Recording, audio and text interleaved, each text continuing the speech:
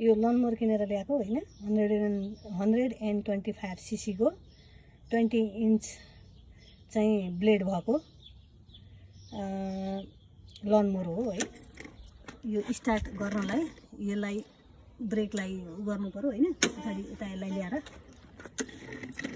Start ह्यान्डललाई ल्याएर यहाँ अड्काउने हैन, यहाँ अड्काएर यसलाई टाइट गर्ने।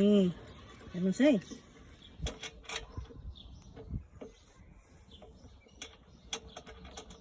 यसरी लाउने हो यस्तो।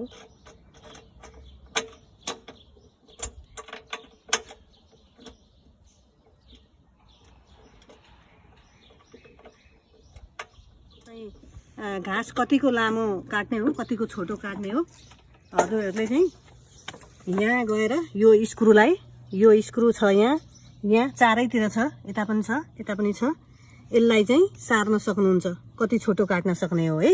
यहाँ तीनवटा छन् है। ल यति यो ओइल चाहिँ हजुरहरूको गर यहाँ हाल्ने हो, यो झिक्ने हो हैन, ओइल हाल्ने हो। यो मैले इजी तरिका देखाएको है हजुरहरूलाई। त्यसपछि लनमोवर घाँस काट्ने, घाँस काट्छ यसले हैन। ओइल हालियो, सबै हाल्नु कि के गरौँ,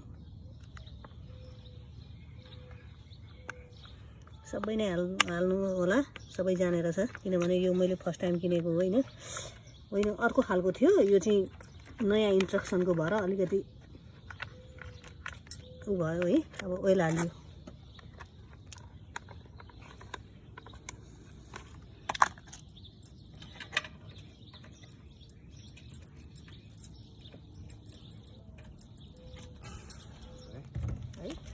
अब यहाँ चाहिँ यो चाहिँ ग्यास हो, मैले 7-Eleven बाट किनेर ल्याएको है।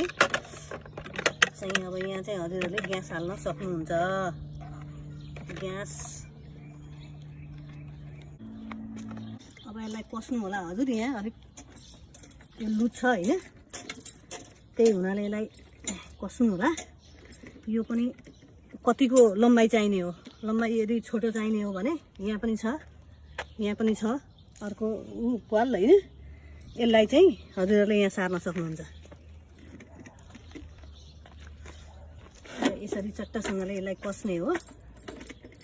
तर छोटो भन्दा लामै राम्रो हुन्छ, किनभने हामीहरूले ढाड निहुराइराख्नु पर्दैन नि त है। अब यो रेडी भयो, एभ्रिथिङ रेडी। अब स्टार्ट गर्ने, अनि मैले स्टार्ट गरेँ है, स्टार्ट गर्ने।